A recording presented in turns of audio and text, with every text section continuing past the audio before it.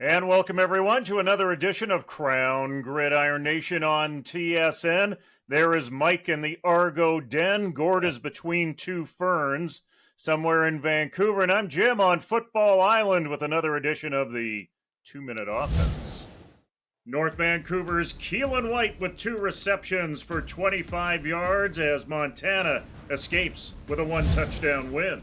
Alec Manor, he's back on the scene again. 4 receptions, 89 yards, and a tutty for Stanford. It came up short, though. Sacramento State with the upset win. Tight end Tanner McLaughlin, a big part of the Arizona offense. 4 receptions, 62 yards. In the Wildcats win over UTEP. Saskatoon's Daniel Opoko making his presence known with 3 tackles, but San Diego State comes up short against those Beavs. It was a quiet day, but a mistake-free day for Curtis Rourke. 16 of 32 for 135 and a TD, but he added 58 with his feet. An upset victory over Iowa State. Quincy Vaughn with another TD on a short run for North Dakota, but they were eclipsed by those Boise State Broncos. Wesley Bailey keeps producing 3 tackles and a fumble recovery for Rutgers in their win over Virginia Tech. Carter Hooper with a pair of tackles, Malcolm Bell with 1. UConn can't get by FIU. Another good stat line for defensive lineman Amari Notice. 4 tackles, a sack, and a TFL, but Idaho were outclassed by Cal. Jet was ready for takeoff. Jet Elad with 8 tackles and a pass breakup as UNLV were running over Vandy. Ludovic Choiquette was the leading rusher with 65 yards and a TD, 86 all-purpose, but it wasn't enough as those Leathernecks lose to Lindenwood. Ottawa's Darius McKenzie, 11 tackles, 2 TFL and a pass breakup, but his Maine Black Bears are blacked out by Rhode Island. Colgate's Arthur Hamlin with his first INT in 4 years, added 4 tackles and a pass breakup, but they lose to Penn. We might just have an FCS kid challenging for the Cornish Award. Nolan Ulm with another big day, 8 receptions, 89 yards, and a trip to the promised land as Eastern Washington gets past Southeast Louisiana. Well, we've always had favorites when it's come to choosing the stateside 5 on this show, but this year it's different. The field is much wider in terms of achievements. In years past, we've had Chase Claypool to go to, or Chuba Hubbard, or John Mechie III. This time around, it is quite different for all of us. Who would be on your honorable mention list when it comes to some of the achievements this week and in other weeks, Gord? Well, one guy that has stood out to me for a couple weeks in a row now has been Tanner McLaughlin, the tight end at Arizona. Transfer from Southern Utah. He moves up a level to a zombie Pac-12 school, soon to be Big 12 school. But he's become a pretty important piece of the attack. And, you know, in the modern college game where you have the proliferation of spread offenses and stuff like that, in a lot of programs, the tight end kind of goes the way of the dodo and becomes a real bit part. But it's been nice to see McLaughlin become a pretty consistent contributor in the pass game for the Wildcats, who look like they're still on the way up. It's a slow build in Arizona, not a traditional football powerhouse, but Jed Fish has done a really good job there, and McLaughlin's been a big part of their success early on this season, so he's a guy that I've really enjoyed watching early on. You know, you don't think of Bryant University as being a CFL pipeline, but it's kind of turned into one, especially with us. We've got Thomas Costigan as part of our defensive line rotation and Dan Adeboboye as a running back. And there's a kid down there now, Fabrice Mukendi, who would maybe remind you a little bit of Adeboboye, maybe in stature only. He's a running back who's 5'9". He had 100+ last week against Brown. It was in a loss, but he's been running the rock pretty well this year. He's averaging 6 yards a carry. Still hasn't found the end zone yet, which is a little unusual because he didn't have any last year either, but in his freshman season, he had 9. So, you know, he's kind of gotten out of being the red zone specialist and hasn't been able to punch one across. But, you know, in a school that really doesn't get a lot of respect in terms of pro prospects, he might be working his way into becoming one. So we had a list of 12 to work from. And you know what? We did narrow it down to our Stateside 5. In at 5, the pride of Lethbridge, Alberta, Isaiah Bagna with BYU. He was all over the place for a change. 6 tackles in a 7-point win over Arkansas. Fire up the airplane, it's Jet Elad with UNLV. 8 tackles and a pass breakup as they won playing up 40-37 over Vanderbilt. Curtis Rourke is a permanent resident of the 5 with Ohio, 16-32 for just 135 and a TD. He ran for another 58, but the key thing here is they win over Iowa State. Mr. Red Turf himself, Nolan Ulm of Eastern Washington, 8 receptions, 89 yards, and a TD in a 40-29 win over Southeast Louisiana. And it is Jeffrey Canton Arcu with Memphis, the middle linebacker with 8 tackles and a TFL in a win over Navy. Coming up, we travel across the dominion of USports.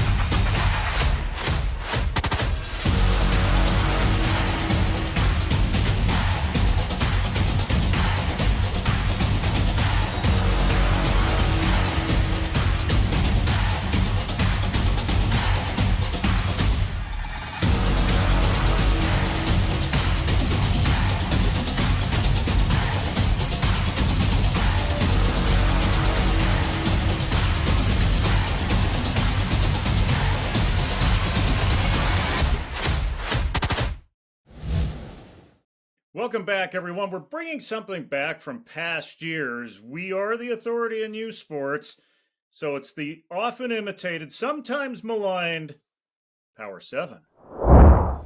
In at 7, it is the national surprise from South Detroit. Yeah, the Windsor Lancers check in our first spot.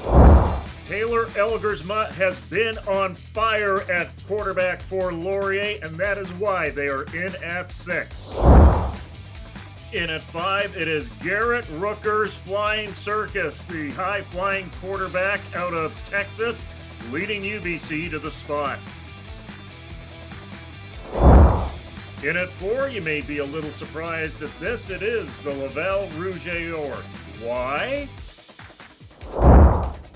Because of this guy, Jonathan Senecal and his Montreal Caravan going into Quebec City in front of 18,000 fans and securing the big victory. Speaking of wins on the road, what a big one for our number 2 team, the Alberta Golden Bears, as they hit the gas in the first half and cruise to victory in Saskatchewan.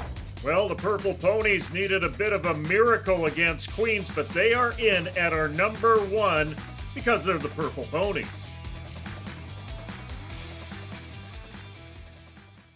Before we get to talking right across USport, I want to focus on one game. And Mike, off camera, you and I were talking about Queens Western and what an exciting finish it was in a weekend full of exciting finishes. Yeah, I think, last week we talked about that we wanted that to be a game just to see if there were teams in the OUA that could press Western. And boy, did the Gales. They actually took the lead in the last minute over Western. And then Evan Hillick hit Savon Magnay-Jones from midfield in the dying seconds, and Western was able to pull one out. But, while Western got the win, which isn't good for the other teams in the OUA, I think that was a good game for the OUA because it shows maybe there's a little bit of parity this year. And, in the past few years anyway, it seems like it's been all Western all the time.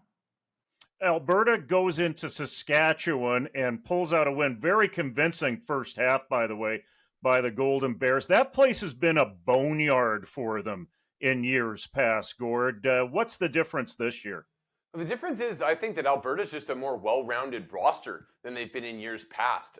This is kind of the first time, and I alluded to it a bit on last week's show, but this is kind of the first time that both the offense and the defense have really been able to hold up to their end of the bargain for the Golden Bears in the Chris Morris era. And that's really vaulted them to the stratosphere. The defense has been excellent so far this year, all things considered. And the offense has been very solid too. Eli Hetlinger has been very good. I wouldn't say great yet, but very good. Jonathan Rosary is still as explosive as ever. They've got a plethora of other weapons around them, and they've got different ways to skin a cat, so to speak. And so, when we look at our power rankings, it's pretty clear to me that they need to be right near the top of that list, because they just went into a place that, not just for them, but for most of the Canada West, has been a boneyard, a really difficult place to go into and win and come out with the dub. And now they have the chance to basically take control of the Canada West if they're able to do it again in Vancouver this upcoming weekend. Mike, September 30th is a day I've already circled on my calendar. I did it last week, actually, because that's when Windsor takes on Western. That's when 1 takes on 7 on our Power 7 list. What is it with Windsor? How have they turned this thing around? Has this been a slow build that we haven't been paying attention to?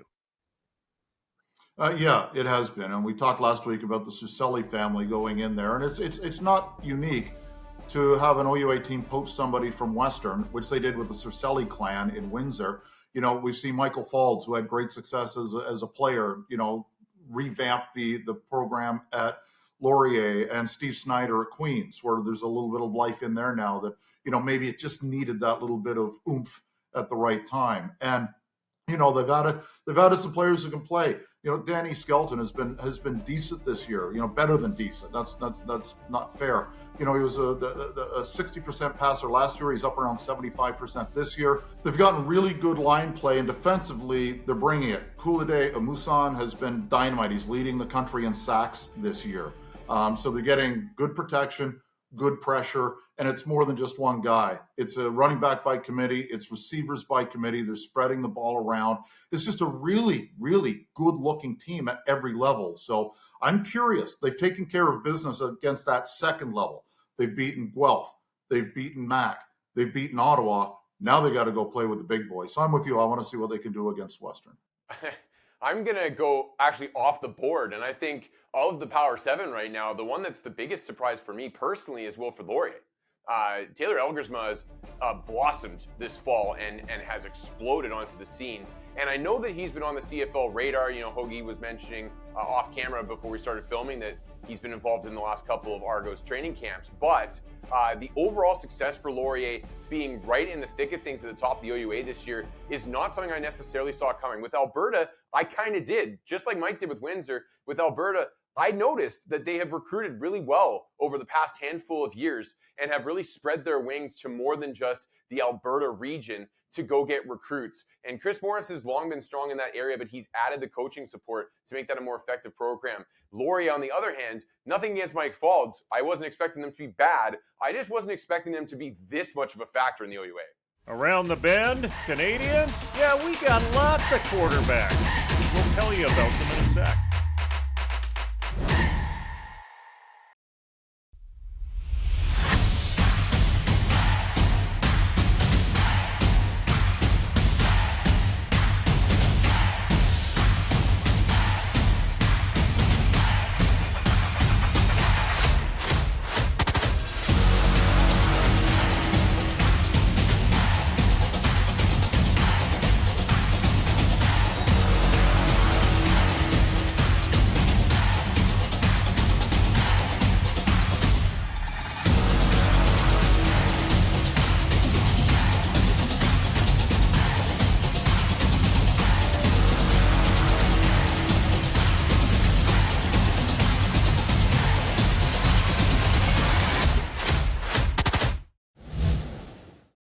And welcome back to KGN, everyone. Hey, Canadian quarterbacks, they exist. We can develop them. They are a real thing, finally. I remember talking about this back when I wrote for CFL.ca. It had to be about 13, 14 years ago about how do we develop them? How do we bring them along? And sure enough, some of those things have started to pay off in terms of the development of the Canadian quarterback. Let's take a look at who can develop to the next level out of the college level in your estimation on either side of the line, Gord.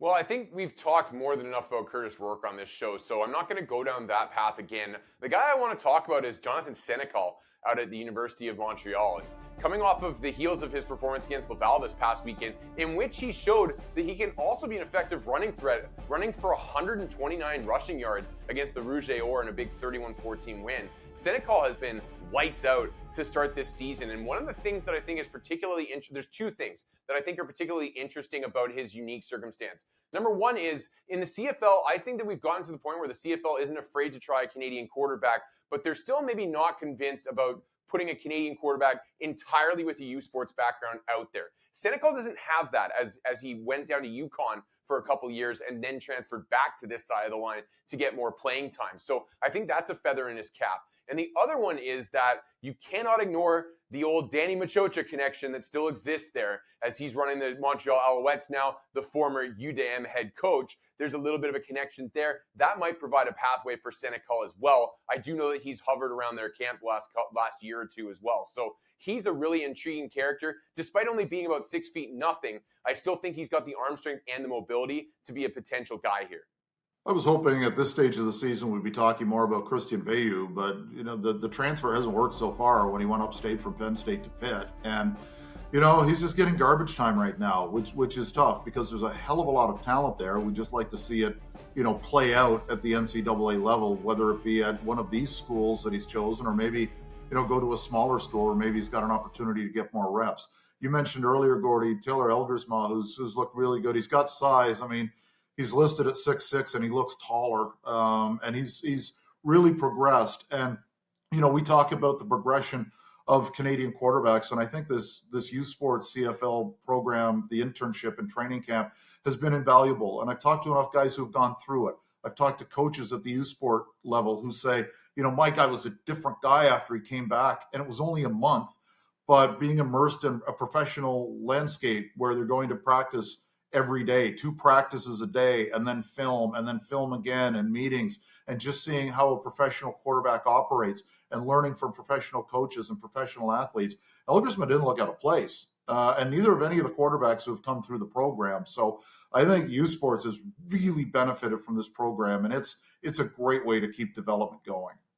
Taylor Elgersma, I would refer to him as Mike Fald's 2 Electric Boogaloo. How's that? How is that too long of a nickname for this kid?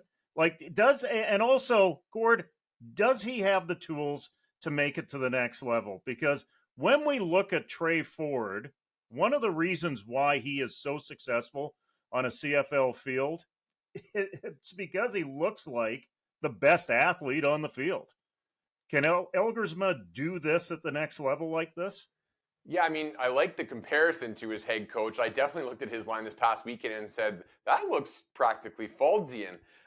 That is, I think, the one question for Elgersma with me is that, and this may just be a function of scheme, but he hasn't really shown much of a dynamic ability on the ground, right? And that is still such a crucial piece of being a CFL quarterback. You don't necessarily have to be as much of a weapon as Trey Ford is, because let's face it, across the CFL right now, nobody is. But what you do need to be able to do is manage a large pocket effectively and a wide field effectively, be able to throw on the move effectively. And I would still caution that I don't think Elgersma's game in that area is quite there yet. I think that's something that still needs to develop for him. What is the one thing that we can do at the grassroots level before college to develop more quarterbacks? I'll go to Mike first, then to Gord. Coaching and reps. Let these kids learn the fundamentals the correct way, whether it's, with a hands-on head coach or positional coach, which is obviously preferable, but, go and check out some YouTube if you're a little kid and find out the right way to hold a football and release a football and the importance of arm slotting. And then it's reps. And that's whether it's at the tackle level or the flag level. Go out and throw the football, punt, pass, and kick. Throw the football, work on the mechanics, and it's reps and reps and reps and reps and reps. And not just mechanics, but the mental part of the game. I think the proliferation of passing academies can only help with this in the springtime season.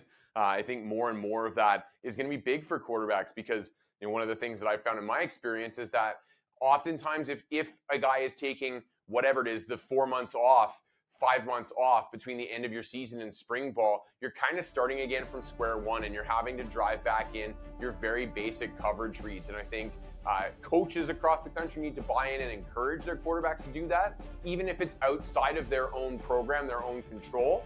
That's something that I've really evolved my thinking on in the past 5 years or so.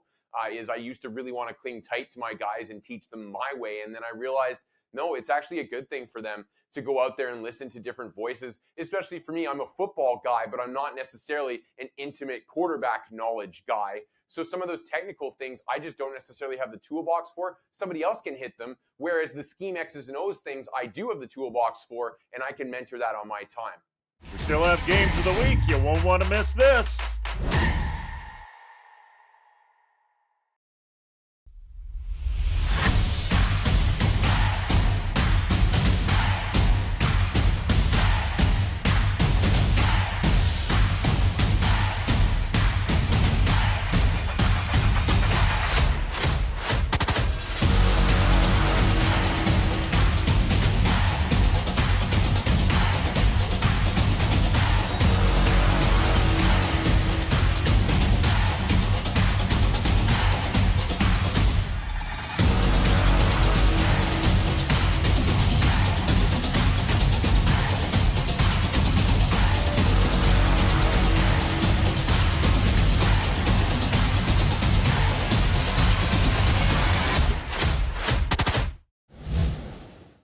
Welcome back, everyone, to the old KGN time for Games of the Week. And what have you got for me, Mr. Randall? I'm going to start with a game between two teams that I would wager that most of you don't know are off to 3-0 starts this season and certainly didn't anticipate. One being the Memphis Tigers, off to a 3-0 start with Jeff Cantin-Arcou patrolling the middle of their defense. Cantin-Arcou, after a couple of quiet performances to start the season, finally broke out and padded the stats last weekend with 8 tackles and a forced fumble in a win over Navy. And on the flip side, they're going to be traveling to Columbia, Missouri to take on the surprising 3-0 Missouri Tigers, coming off a strong win of their own against Kansas State last weekend. And Cantin-Arcou and his defense's big challenge in this is going to be to shut down the Tigers' blossoming star receiver, Luther Burden, who's been on a tear to start this season, 2 touchdowns in that Kansas State game. He's the guy they're going to have to key on if they're going to get a big SEC win in non-conference play. They're going to be about touchdown underdogs in this one, so it's going to be a tough one for them, but I'll be watching to see how they hold up. I'll go Big 10 or Big 14, whatever it is, and you've got a couple of unbeatens there with Iowa and Penn State, and they're both 3-0. And the Canadian kind of to watch there is obviously the big tight end and Theo Johnson, who, we've been talking a lot about Windsor on this side of the border, but he's a Windsor kid who's down playing at Penn State. And you look at the frame and you go, man, that guy at 6'6", and he kind of checks every box that you want from an athletic standpoint. He's got a couple of catches in each of the last couple of games, so they're using him, maybe not to the extent that we'd like to see him as we want to wave the flag here. And they've also got Malik Mega, who's really kind of off to a slow start. He only has 1 catch this year. He's a junior now, so you're afraid that maybe he's been passed on the depth chart, but there's still some talent there. So we've been looking at Penn State for a couple of different reasons, and it would be nice to see the air show go this week against Iowa. And north of the border, I'm going to stick in my own backyard because it, to me, is the biggest game of the year so far, and it's Alberta traveling into Vancouver to face UBC. Now, we've already talked about Alberta on this program a little bit. They are kind of the toast of the Canada West right now. They have skyrocketed right into the top of the national standings with that huge win in Saskatchewan last weekend. And it's a tough schedule turn for them because they have to turn around, go right back on the road out to the West Coast this time to take on the UBC Thunderbirds. And UBC is coming off a very impressive 56-10 thumping of the Manitoba Bisons. And while Manitoba was without their starting quarterback in that game, that doesn't take away from the polish that UBC showed on both sides of the ball, particularly the offense. Isaiah Knight is off to a huge start to his season. He played 2.5 quarters in that game and went for about 170 yards rushing and a couple touchdowns. Garrett Rooker looked fantastic in that game and has been good all season long. And because they blew Manitoba out, UBC was able to rest and cool the heels on all of their starters. So they had a couple guys out last week. If those are back, this is about as healthy as a team can be going into a huge matchup. It's going to be a tall order for Alberta, but the winner coming out of this is going to be in the driver's seat for the Canada West the rest of the season. Jim, you had the 30th of September circled. Let's go move 7 days forward and see Windsor playing another one of those teams in Queens. It's, Windsor an opportunity to play one of the big three in the OUA. And for Queens, they're 1-2. They woulda, coulda, shoulda beat Laurier week 1. They woulda, coulda, shoulda beat Western. But they look at the standings right now and they see 1 and 2. They don't want to go 1-3 and risk losing a home playoff spot in the second round. They've got to win this game, so it's a big game for both teams. For everyone here on Krown Gridiron Nation, this is Jim Mullen saying, Canada, let's get out to the game.